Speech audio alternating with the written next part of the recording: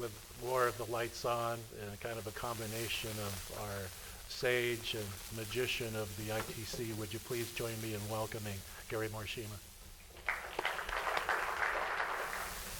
First of all, I think that recognize that Indian forests are among Indian country's most valuable resources. They provide tremendous amounts of income and provide fuel, non-timber forest products, sequester about 400 million tons. They also provide habitat, foods and medicine, opportunities, water, soils, and water and soils protection. But the health of natural resources in our forests and tribal communities are very closely intertwined. That tribal cultures and economies are intimately tied to place and land, and the healthy productive natural resources provide opportunities for employment in meaningful ways. It also provides important sources of fuels, medicines, water, and also foods. They also provide important resources for spiritual renewal. Recognized when NFIRMA was that the U.S. has responsibility for management of Indian forest lands. That existing federal laws do not sufficiently assure the adequate and necessary trust management of Indian forest lands, and that the federal investment in Indian forestry is significantly below the level of investment and management for lands for which the United States has no federal trust responsibility. That was the background behind NFIRMA. One of the things that NFIRMA does is it requires every 10 years an independent assessment of Indian forests and the status of those forests and our ability to manage those lands. 3 of these reports have been completed. So IFMATs 1, 2, and 3, the primary purpose that we gave to the IFMAT team was very simple. It was tell it like it is. Give us the good, the bad, and the ugly. We need to understand where we stand and what we need to be able to move forward. So the 3 magic? We'll see. Let me get to where I am in my PowerPoint here. All right. Well, the 3 independent assessments gave us some repeated themes. First of all, we've seen interdecadal changes in 8 mandated areas. Second, communities remains paramount. Thirdly, that Indian forests are potential models of sustainability. Then there's documentation of chronic problems that we faced in funding and staffing, and the need for an independent to avoid the pitcher umpire scenario that John Gordon mentioned.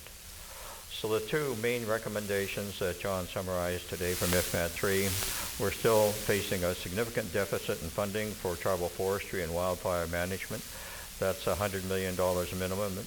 39% increase is needed there.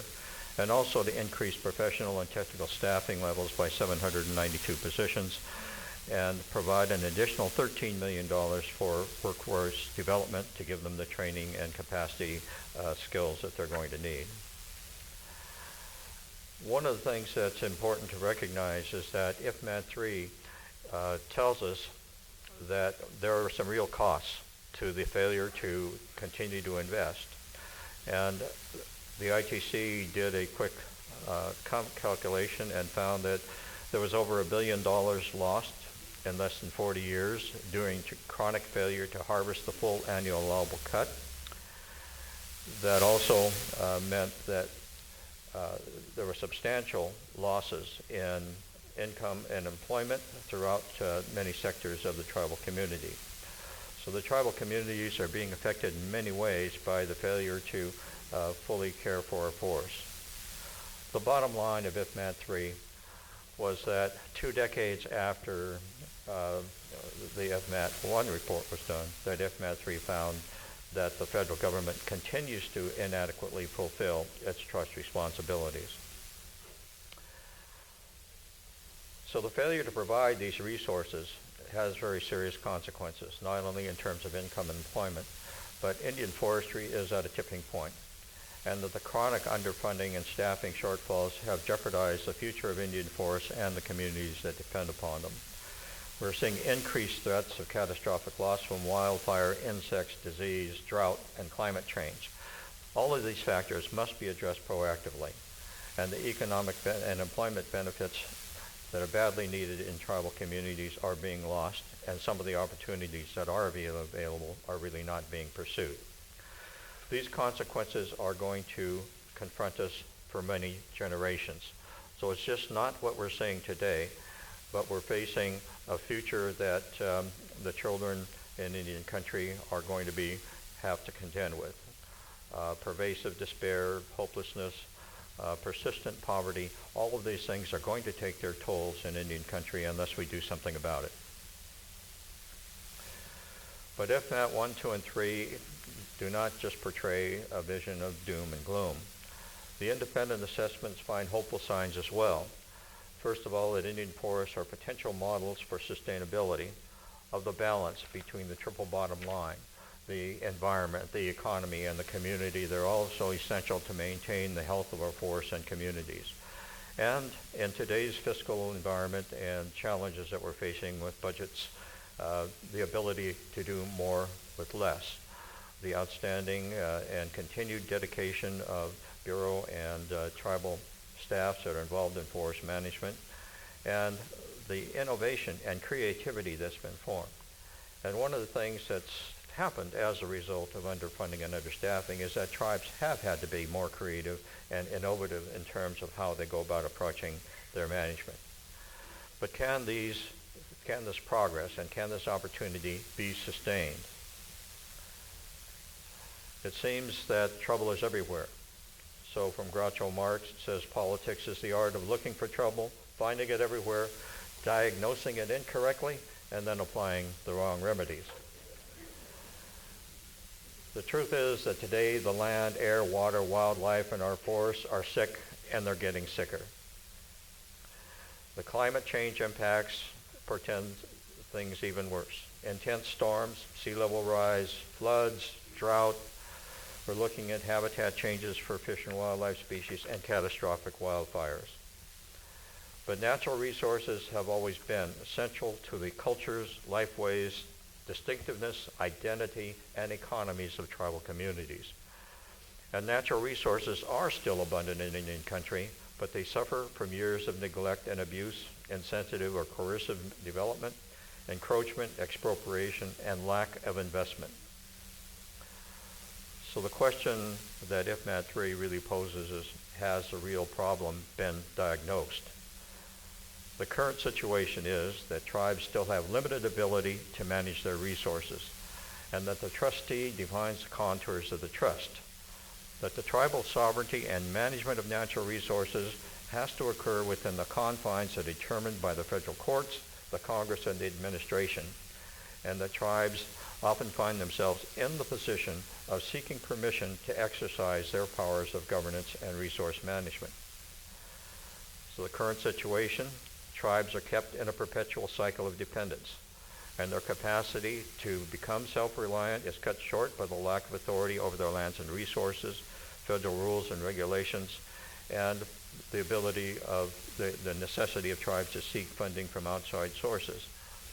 So tribes are land rich but dirt poor.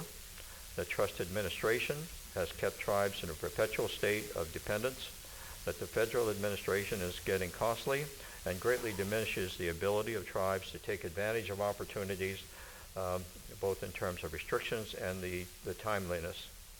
And lastly, that the fiscal pressures that are confronting tribes are diminishing budgets, and expertise is all being lost. The current situation as well is that the federal administration of Indian forests is still fraught with conflicts of interest that affect trust administration for the tribal beneficiaries. And that any remedies that you might have for malfeasance or mismanagement are few, and they're diminishing under the rulings of the federal courts. Federal staffing and support are inadequate to provide expertise and appropriate assistance when needed. Funding is inadequate, but limited funding is too often being diverted to the Office of Special Trustee, protecting the federal government from further claims of financial liability for mismanagement. And the question that tribes need to begin asking is, why should they be forced to be subject to the costs of complying with burdensome administrative procedures when there is no accountability or recourse for breach of trust? The truth is that the displacement of tribes from Indian country has brought many changes, that the relationships between human societies and the land, changes in the notions of our ownership of property, changes in our economic structures, changes in the political and governance systems, and changes in the concepts of science, whether it's traditional science or Western science. Those changes are being applied and affecting the management. Where once Indian country, Indian tribes were free to roam the land and free to utilize those resources to meet their needs, only islands of Indianness remain. And here's a picture of the remaining Indian lands that are solely within tribal jurisdiction. But the ecological functions that are really essential to sustain tribal cultures and economies are no longer intact. So fragmentation is something that Indian country has to deal with, and that's an enormous challenge. One that results from complex land ownership and political jurisdictions, encroachment, competition, settlement, and development, conflict over limited resources, and increasing responsibilities with eroding funding bases. So the question really is here, how do we keep from falling off the landscape? How do we reassert Indian presence on the land? And tribal presence needs to be restored on the land. The tribal worldviews and wisdom will be vital to the future of our forests and all of humanity. But this can't happen. This won't happen unless tribes are in a position to substantively influence the formulation and implementation of the policies, programs, and actions that affect our natural resources. So why tribes? Tribes are, first of all, political sovereigns. They've got unique government-to-government relationships, authorities to establish standards and regulation of environmental quality. They're also, as political sovereigns, have certain rights to consultation on a government basis, and they also have unique legislative rights and authorities. Secondly, tribes have reserved rights and the U.S. has fiduciary responsibilities. Thirdly, tribes are resource managers and stewards. They've had a long history of successful management, including status of co-managers of shared resources. Tribes are also original peoples with intimate intergenerational, holistic, and place-based understandings of interconnections between people and their environment. And lastly, tribes have fragmentation experience. They're islands of Indianness, recognizing that the ecological functions that are essential to sustain their economies and functions depend upon the ability of partnerships. The tribes have adequate experience in this, have outstanding experience and ability to pull programs together. So IFMAT 3 brought a couple new things to the table that IFMATs 1 and 2 did not. First of all is the production of Volume 2 of IFMAT, and that's a 300-page volume. And I encourage all of you to take the time to look at that, because that provides a detailed technical understanding and technical basis for the recommendations of IFMAT. And that's extremely important because it's going to give you the ammunition and support to make the arguments that are going to be needed. Another thing that happened in IFMAT 3 is the introduction of a concept called FIT, which stands for FIRE, which is just a shorthand way of referring to threats to forest health and productivity, investment, the need to correct the deficiencies that we've been facing, and transformation. In 2010, the Bureau of Indian Affairs Forestry Program celebrated its 100th anniversary, and for 80 years, the Bureau dominated management of Indian forests, and it dominated with a single purpose of generating timber production and timber revenue. Since that time, that domination has begun to be transformed. from one of partnership, and now the stage is set for tribes to assume a greater role in leadership. So it's time to open your eyes, and in so doing, to open some doors. Let the doors to the future begin to open.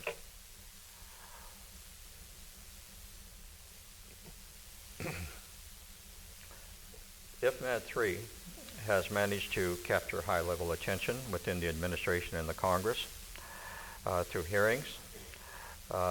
We are seeing the ability to at least open the way to potential important changes in the way our forests are being managed.